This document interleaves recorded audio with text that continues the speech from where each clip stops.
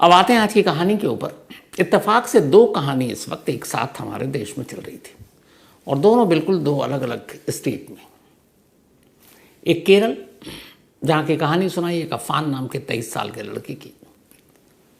उसे एक ही दिन में 6 कत्ल करना था। एक केरल से दूर कोलकाता, वहाँ एक डे फैमिली थी। उस डे फैमिली को भी एक ही दिन में 6 बार, मतलब 6 लोगों को मरना था। अफान की कहानी यह थी कि वो कर्ज में डूबा हुआ था, पर उसने मौत का तरीका अलग चुना। डे फैमिली की भी कहानी यह थी कि वो कर्ज में डूबे हुए थे, प्रॉब्लम थी, लेकिन वहाँ मौत का तरीका अलग था।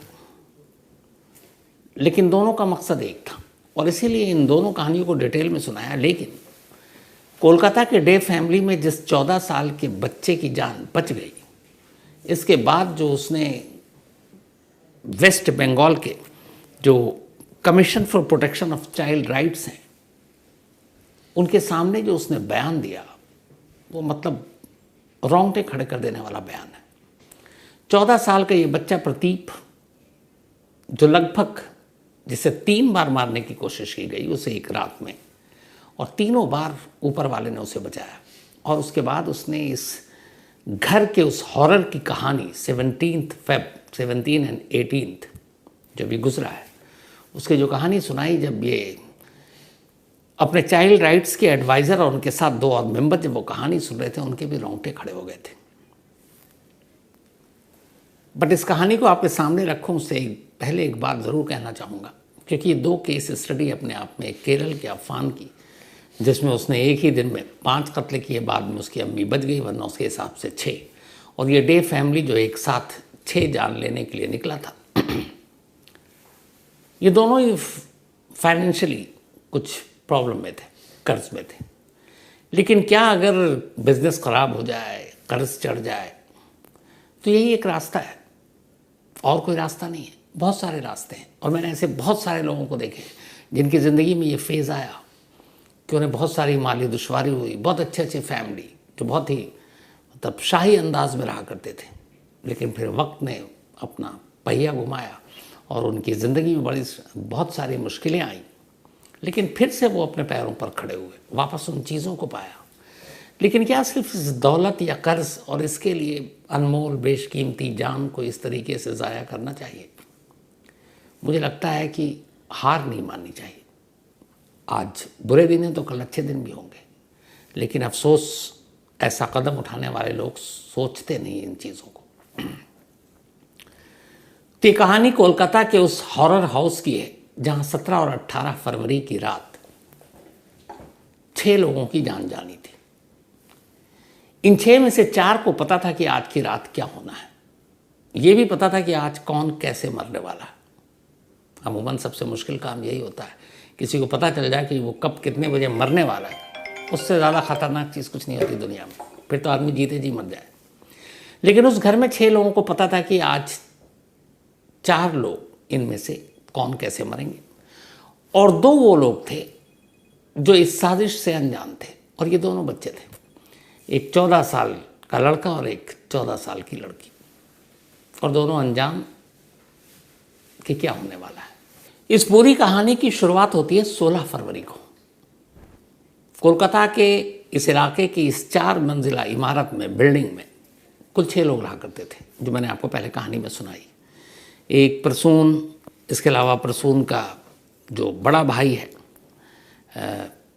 प्रणय, इसके अलावा उन दोनों की पत्नियां, एक रोमी और दूसरी सुदेशना, और इन दोनों के एक बच्चे, जिनमें एक 14 साल का बच्चा प्रतीप और एक उसकी कज़न।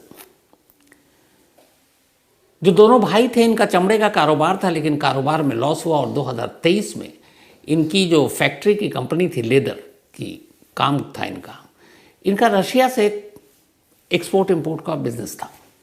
2023 में इनके 3 कॉन्ट्रैक्ट रशिया से जो थे वो ख़त्म हो गए। जब ये 3 कॉन्ट्रैक्ट ख़त्म हुए तो इनको माली तौर पर मुश्किल आने लगी, क्योंकि वो बड़ा कॉन्ट्रैक्ट था। लेकिन अब इन सभी की ज़िंदगी का लाइफ स्टाइल वही था, ये उसी शाहाना अंदाज में जीते थे। फिर उन्होंने कुछ और काम भी शुरू करने की कोशिश की, उसमें पैसे लगाए, वो भी डूब गए। इन्होंने कुल अलग अलग 6 प्राइवेट बैंकों से लोन लिया और साथ में कुछ फाइनेंशियल जो इंस्टीट्यूशन है जो अलग अलग कुछ गिरवी रखकर पैसे देती हैं, उनसे 2 ऐसे फाइनेंशियल इंस्टीट्यूशन से पैसे लिए और ये कई करोड़ रुपए थे। अब इत्तेफाक से जो नया काम शुरू किया वो भी डूब गया, 3 कॉन्ट्रैक्ट खत्म, हालत ख़राब। अब इन्होंने ये जो 4 मंजिला आप इनका मकान देख रहे हैं ईस्ट कोलकाता के टैंगरा इलाके में, मजबूरी में इसको भी इनको गिरवी करना पड़ा।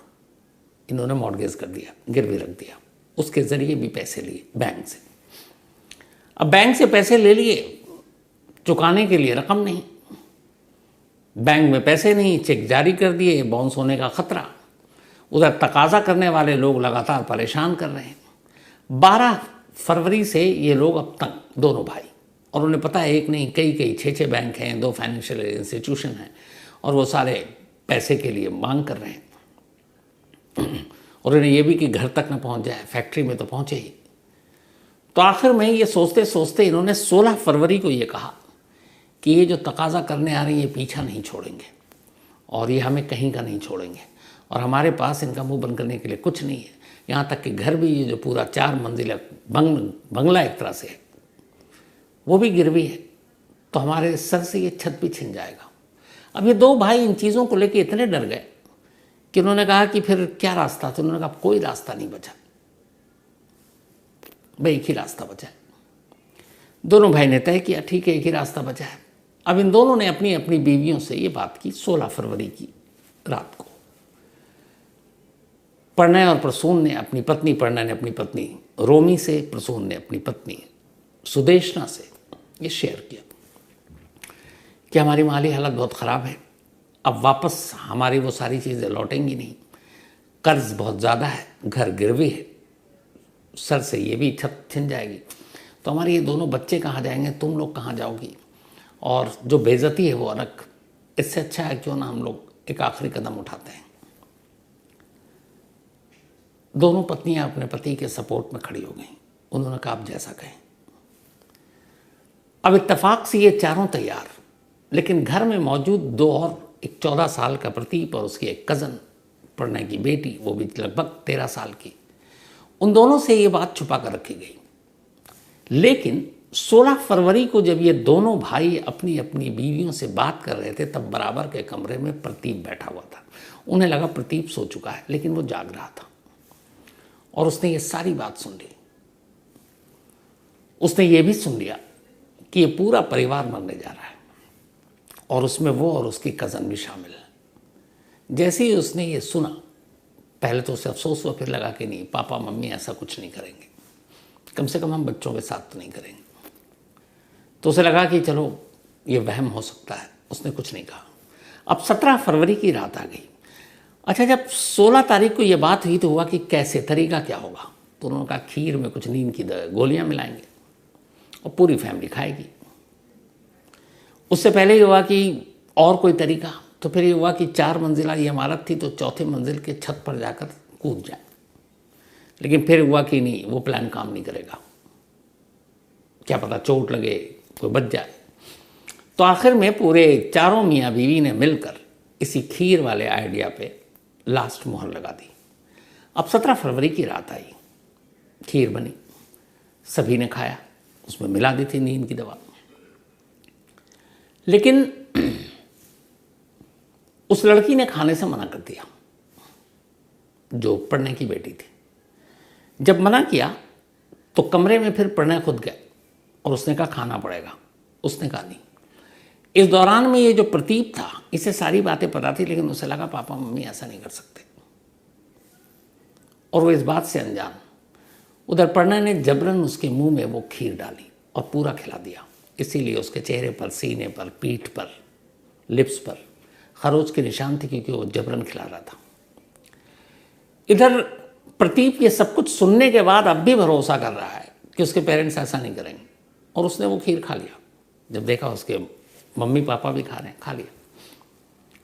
लेकिन इत्तेफाक की बात यह है कि उस कज़न को छोड़कर बाकी इन 5 पर उस खीर का असर ही नहीं हुआ।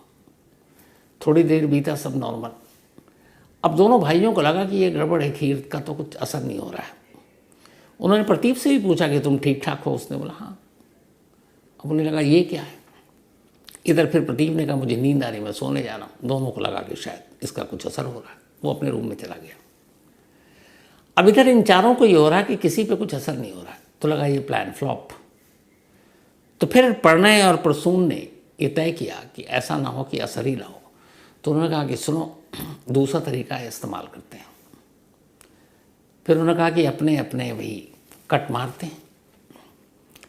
सुदेशना और रोमी तैयार हो गई। अब उन्होंने चाकू टाइप की चीज़ उठाई, लेकिन उनकी हिम्मत नहीं हुई, हिम्मत जवाब दे गई। दोनों पति देख रहे हैं, पत्नियां बेबस हैं, वो अब पीछे हट गई कि नहीं करना है।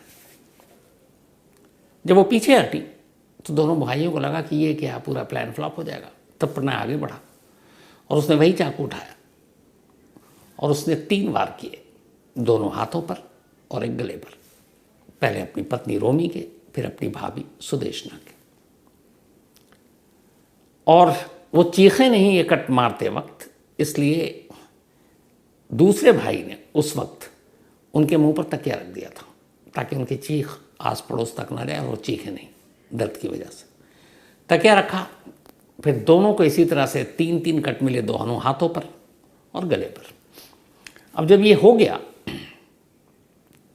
तो प्रणय अब अपनी बेटी के कमरे में जाता है, देखता है, उसको टटोलता है, उसे लगता है वो मर चुकी है। इसके बाद वो अपने भतीजे प्रतीप के कमरे में जाता है। वहाँ जाता है तो देखता है कि प्रतीप की सांसें चल रही हैं। जब उसे इस बात का एहसास हुआ तो उसने तकिया उठाया और प्रतीप के मुंह पर जोर से दबा दिया।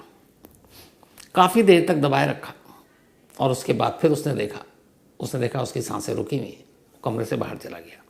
उधर कमरे से बाहर जाते ही प्रतीप अचानक आंखें खोलता है। असल में प्रतीप योगा करता था और योगा के दौरान उसने ये हुनर सीख रखा था कि काफ़ी देर तक वो सांस रोक सकता है। तो उसने जब तकिए से उसका नाक और मुंह दबाया गया, उसने जानबूझकर अपने सांसें रोक ली।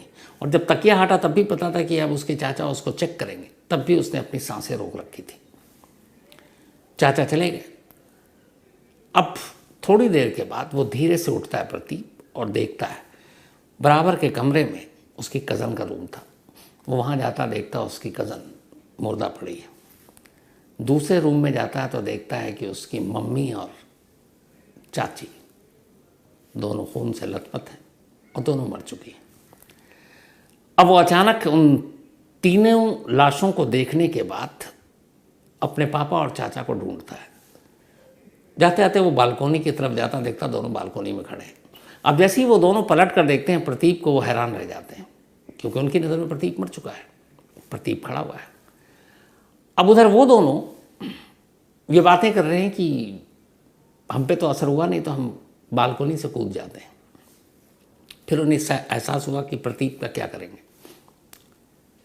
फिर ये हुआ कि नहीं, ये आइडिया ड्रॉप करते हैं और चलते हैं यहाँ से।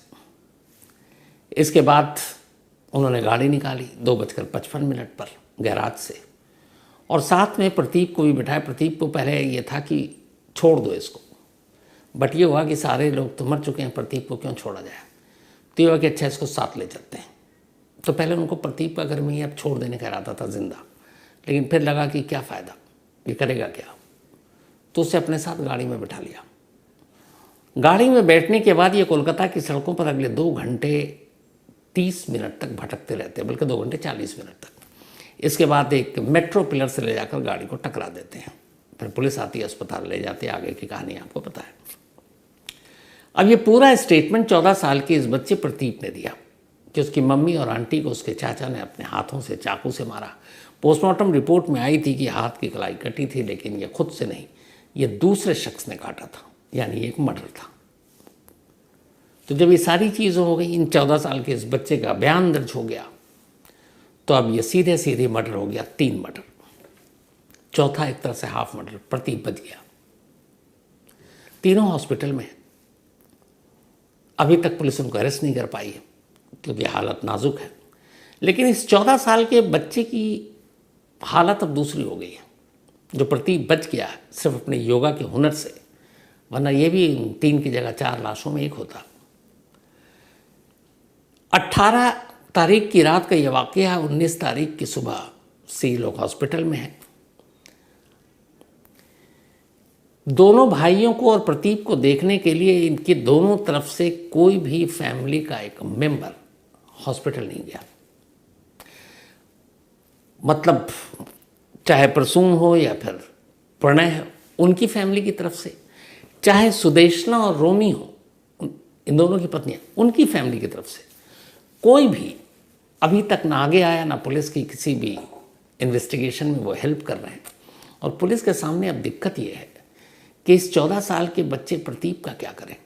वजह ये कि वो तो विक्टिम है, गुनहगार तो है नहीं, और होता भी तो 14 माइनर था, लेकिन वो है ही नहीं, वो तो बच गया किसी तरह से, वरना वो मर चुका होता। अब इस बच्चे को कहाँ रखें, किसको सौंपें? माँ चाची सब मर चुकी हैं, चाचा और पिता अब वो जेल जाने वाले हैं, जेल में उस बच्चे को ले नहीं जा सकते, मकान गिरवी है, बाकी सारी चीज़ें अस्त व्यस्त हैं। तो अब इस बच्चे का पालनहार कौन होगा? और कोलकाता पुलिस इसको लेकर कुछ और रिश्तेदारों से अभी भी बात कर रही है। उधर डॉक्टर कह रहे हैं कि इस बच्चे को इस वक्त ट्रीटमेंट की ज़रूरत है, वो बहुत डरा हुआ है, सहमा हुआ है, उसकी दिमाग पे असर पड़ा है। तो एक तो उसको अच्छी परवरिश की ज़रूरत है, और जब तक कोई फैमिली का क्लोज नहीं होगा तब तक शायद उस बच्चे के दिमाग से ये सारी बातें निकाली नहीं जा सकती। लेकिन वो क्लोज कौन रिश्तेदार? पुलिस कोशिश कर रही है कि प्रतीक की मम्मी के साइड से कोई ऐसा रिश्तेदार आगे आए और उसे अपने साथ ले जाए। अगर कोई नहीं आता है तो फिर किसी एनजीओ या फिर किसी ऐसी जगह पर उसे भेजना पड़ेगा। तो इस पूरी कहानी की सबसे अफसोसनाक पहलू ये है कि जिस बच्चे ने अपने घर में 3 लाशें देखी, जो बच्चा खुद लाश लगभग बनने वाला था, और अब इनके बाद उसके चाचा और पिता पता नहीं कभी जेल से बाहर निकल भी पाएंगे कि नहीं, और उसके सामने पूरी ज़िंदगी पड़ी है, वो कहाँ जाए, क्या करे? और बाप चाचा ने शायद ऐसी हालत कर दी कि अब इसमें कानूनी पहलू भी है कि वो सब कुछ गिरवी है, तो उसमें उस बच्चे को कुछ मिलेगा कि नहीं मिलेगा, बैंक का क्लॉज क्या कहता है, टर्म्स एंड कंडीशन क्या है, बहुत सारी चीज़ें। काश ऐसा ना होता, लेकिन क्या कीजिएगा। कई बार ये बातें हुई हैं कि ज़िंदगी बड़ी अनमोल है, लेकिन फिर भी जब ये चीज़ें हो जाती हैं तब लोग सोचते हैं। अब सिर्फ यही सोचिए कि इस 14 साल के बच्चे प्रतीक का फ्यूचर क्या है, उसकी तो पूरी दुनिया ही लुट गई। तो इस अफसोसनाक कहानी में इतना ही।